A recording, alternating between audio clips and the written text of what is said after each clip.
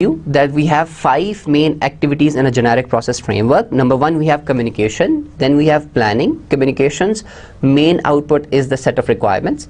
Planning's main output is you identify the task, you assign resources, and you make a schedule of the overall project, that how you will do it, how much time you will take.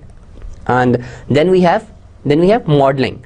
So in the modeling, we basically analyze and design the problem, okay, or design the solution. At number 4, we have construction.